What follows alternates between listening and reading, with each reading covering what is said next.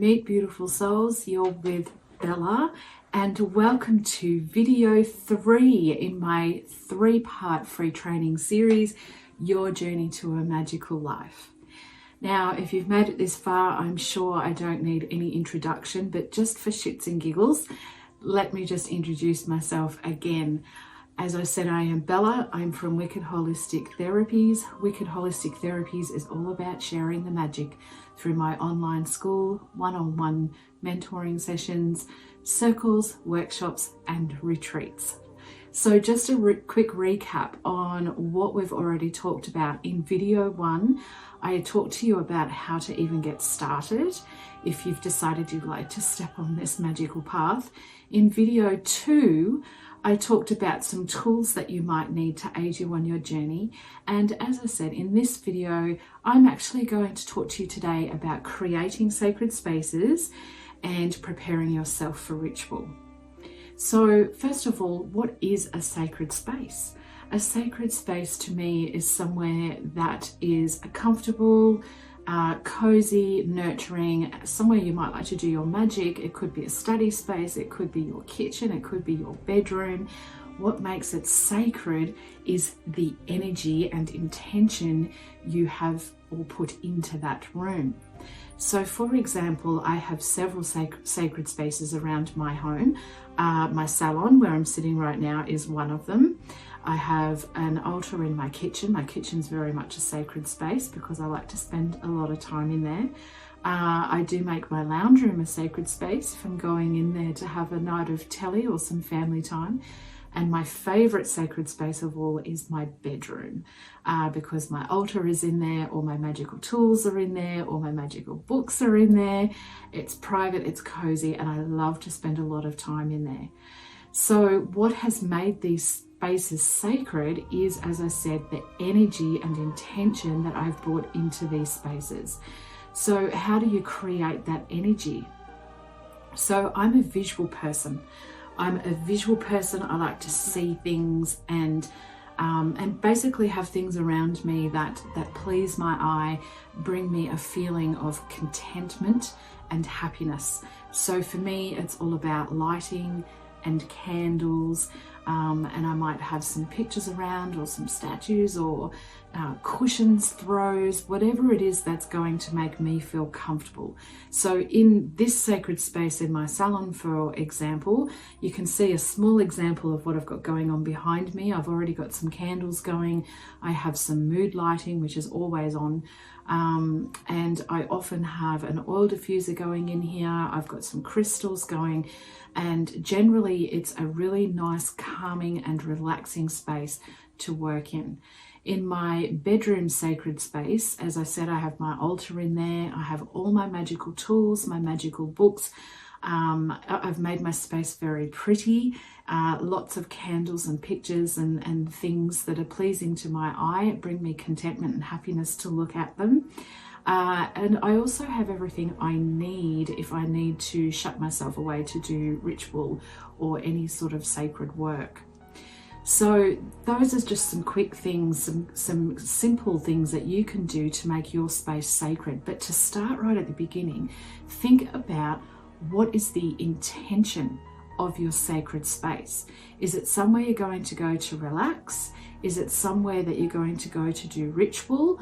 Or is it somewhere that you might go to study or read or something like that? Or like I said before, used my kitchen as an example. Are you going into your kitchen to create a magical feast for your loved ones? So think about what your intention for the space is. So let's just think about if you were going into your sacred space to relax. What are some things you might like to put in there? I would think for a start, you might like to put some comfortable cushions or some throws.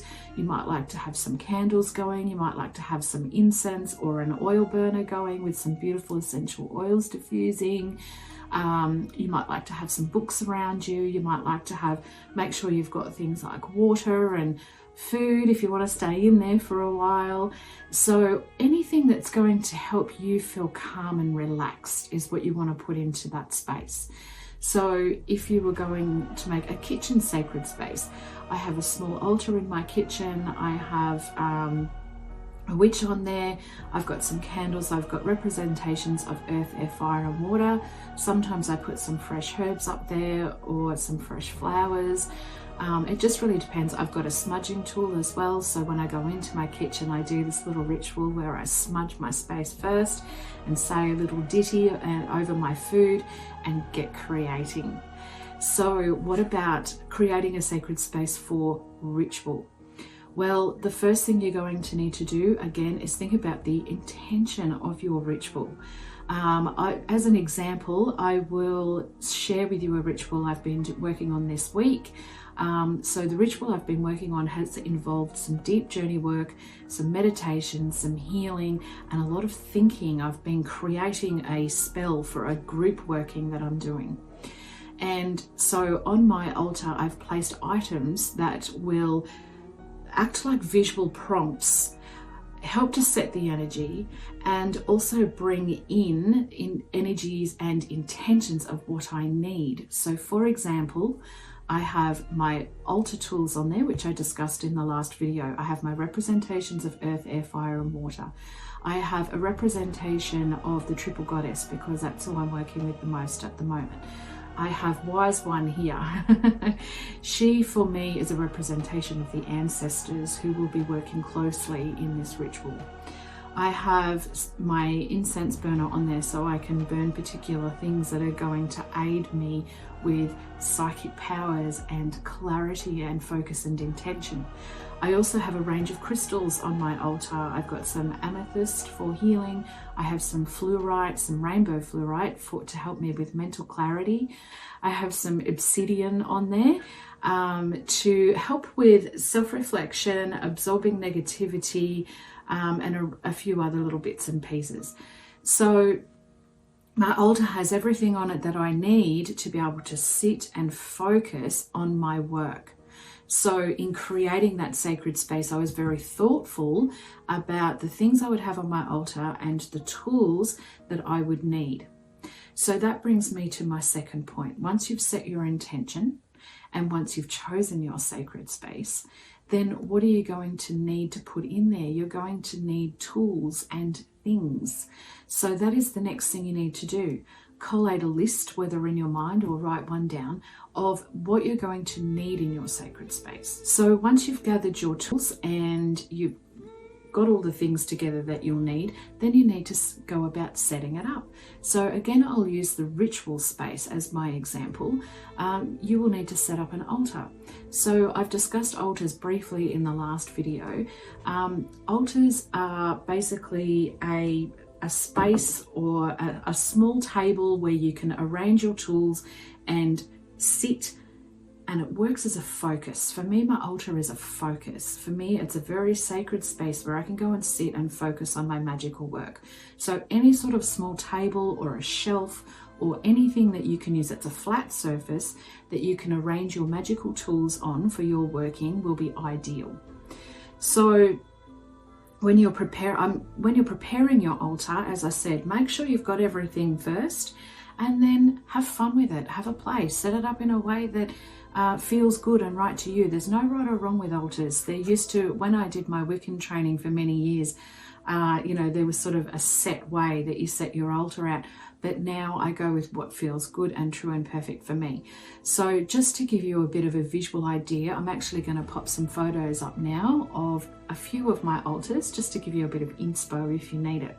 So the next thing you need to do is prepare your space. We've talked about creating and preparing your sacred space, but now you need to energetically prepare it as well as yourself. And by this, I mean you need to cleanse your space.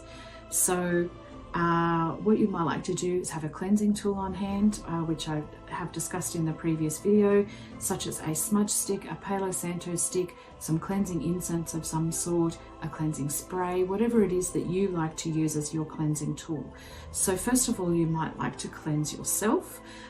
Depending on the sort of working that I'm doing, sometimes just a smoke cleanse is enough. Sometimes if it's quite a deep working, I will actually have a shower, like a purifying shower, where I will use some salt and water mixed together and scrub my whole body and wash any negativity away down the drain. So you might like to have a shower and, you know, go to your altar, which is of course already set up, feeling purified and cleansed. But otherwise, a smoke sort of cleansing will be sufficient. So that is energetically preparing your space. The next thing that you'll need to do, and again I'm using ritual sacred spaces as my reference, is you'll need to cast circle, or at the least you will need to put a white bubble of light around your space for protection. This is to create a protected sacred space for you. And when I mean protected, what I'm talking about is protection from any sort of entities, negative energies, or low-lying spirits.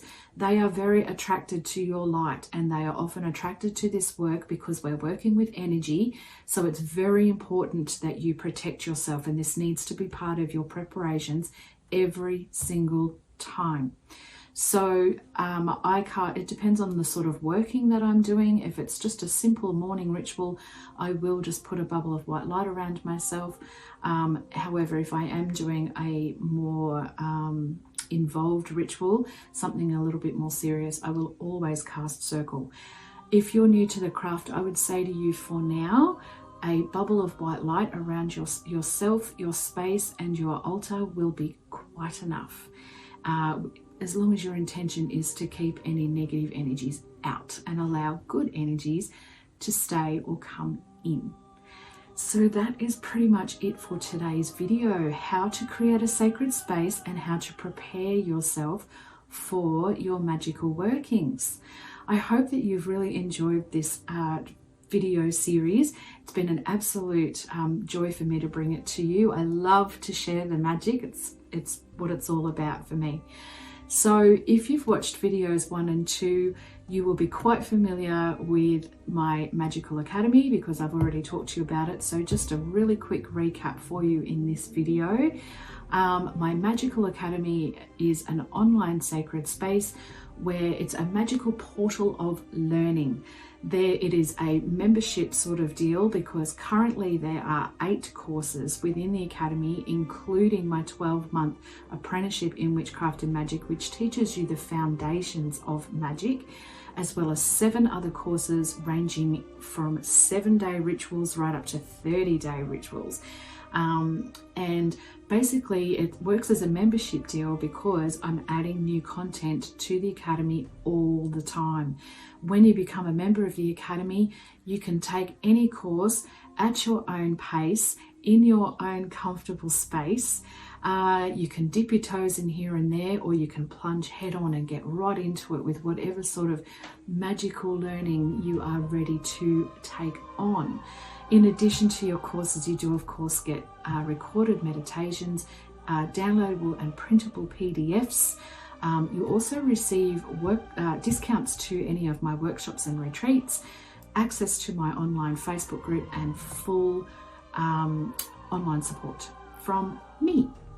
So if you would like more information about the Academy, if you would like to join, I will be popping a link in this newsletter for you. So just click on that link and go and have a look and see what your joining options are. You can join annually or you can join on a monthly basis. So once again, I hope you've really enjoyed this training series. I very much enjoyed spending this time with you. I hope to see you in the Academy or connect with you in some other way. Until then, blessed be.